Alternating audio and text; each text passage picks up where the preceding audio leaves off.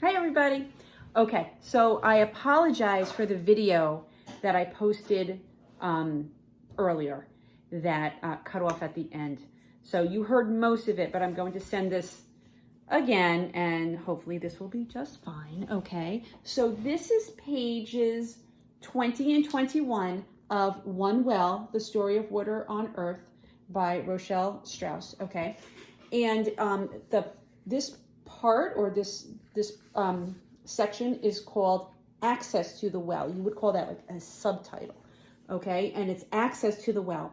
So we've read about animals at the well and plants at the well and people at the well, and now we're talking about access to the well. And today when we met, we talked about what the word access means, and it means to be able to have something, right? Or to get something. When you have Wi-Fi access, you have Wi-Fi and you can use it, right? If you have access to technology, you have technology and you are able to use it. It's available to you.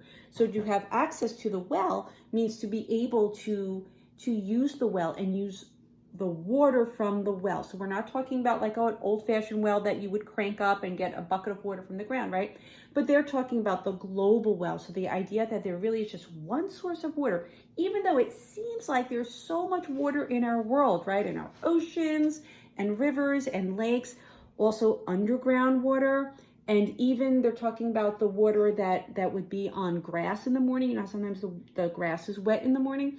All of that water is it's all the same. There's never any new water, even though it might seem like when it's raining we're getting new water. It's all the same water, because what does the water cycle mean? It means all of that water just continues to cycle. Okay, it gets evaporated and it goes up into the clouds, right? Becomes clouds, and then precipitation means the water comes down in the form of rain or snow, right? Or sleet or hail. Okay, so here is access to the well. And then we're going to use this information, or you're going to use this information to complete the chart that is on the Google Classroom. And it looks like the chart that I have here. One well, this is pages 20 to 21. And the column here are the questions. And it says, the first question is, what does it mean to have access to the well? And then you're going to listen to the text, to what I'm reading to you now, and what I read to you in our Google meeting earlier today. And what does it mean to have access to the well? So you're going to listen for key details from the text, from what I'm reading to you. You probably have lots of interesting background information, but we're interested in the key details that come from the text, okay? And then you're going to think of a new question or new things that this question and your details, what it makes you think of. So either a question or something that you're thinking of, okay? So that's the first question. What does it mean to have access to the well? The second question is who? Who has access to the well? Is it everybody? Is it just some people? Is it people in certain places?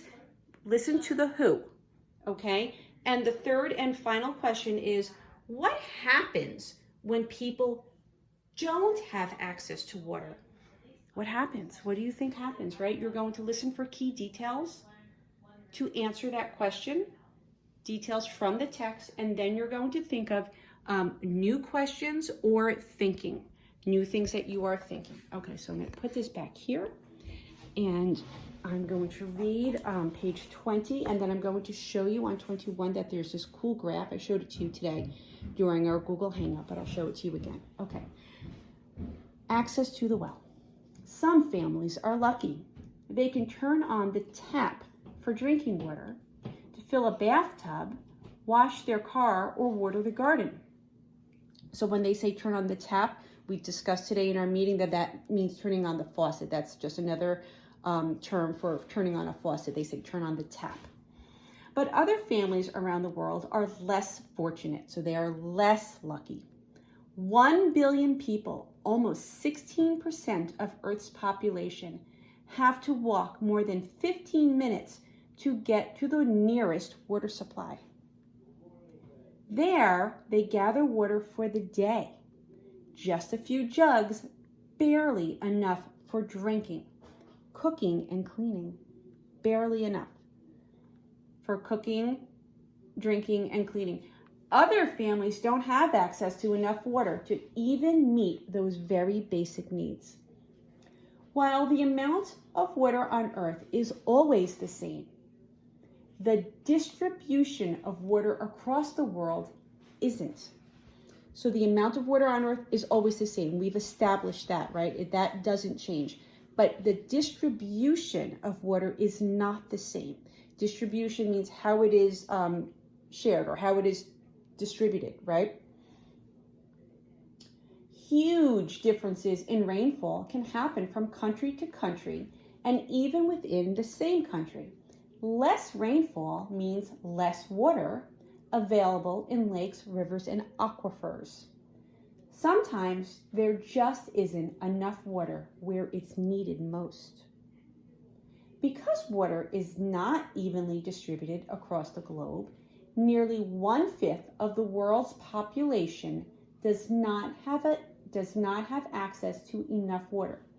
Many of these people live in Africa and Asia. So I'm thinking about the chart that we're going to fill in, right? When it says, who has access to the well? Okay, so who, and the opposite of that would be who does not have access to the well. Many of these people live in Africa and Asia. North America, the continent where we live, North America has 1/3 the population of Africa, yet North Americans use 3 times as much water. How is this possible? Nearly 300 million people in Africa do not have access to enough fresh water.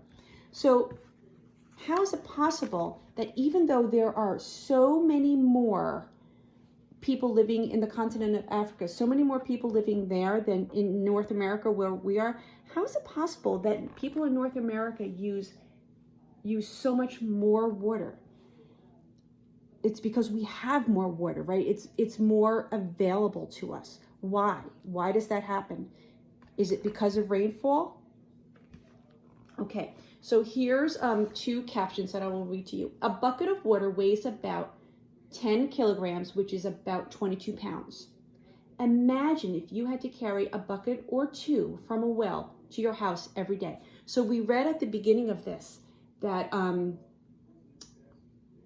1 billion people on Earth have to walk at least 15 minutes, That means some people even walk more than that to get to the nearest water supply. So imagine yourself walking with your brothers and your sisters and your parents, right? Walking to a river or a lake or a stream with a bucket and filling up a bucket of water. And then remember we said in our meet today, what happens to that bucket? It gets really heavy, right? Because you fill it up with water. 22 pounds doesn't sound like a lot of weight, but if you had to carry 22 pounds for 15 minutes or even more, that would get heavy. China and India, I'm reading this caption right now. China and India are home to over 1/3 of the world's population, yet they only have access to 1/10 of the world's fresh water. Okay, so I'm going to show you this graph, and this is interesting that we're looking at a graph because we're doing graphs in math, right? So it looks like a pictograph. The key is up here, which is unusual. The graphs that we've been doing do not have the key up there. Here is the title of the graph, Average Daily Water Use per Person, and the place, North America. So look at North America.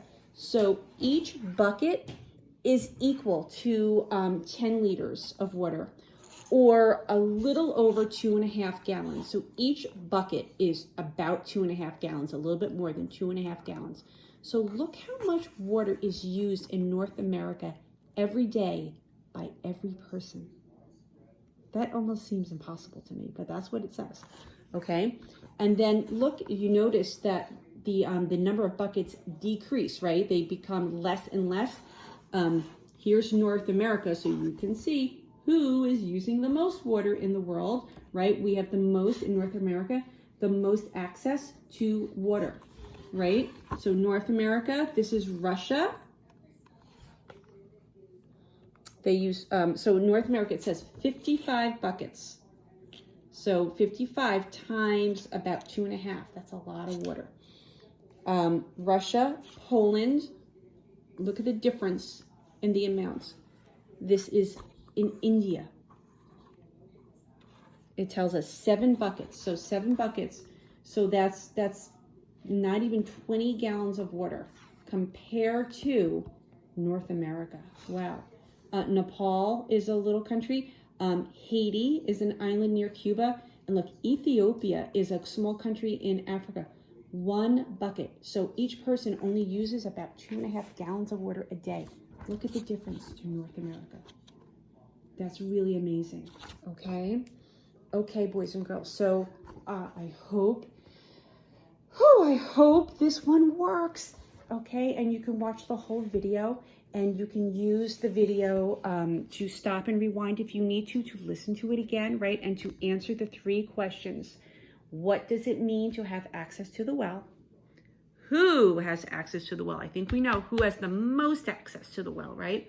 And what happens when people don't have access to water? What happens? What are you thinking? Okay, and we'll meet tomorrow. I'll give you a little extra time to complete this assignment. Not a big deal, okay? See you tomorrow.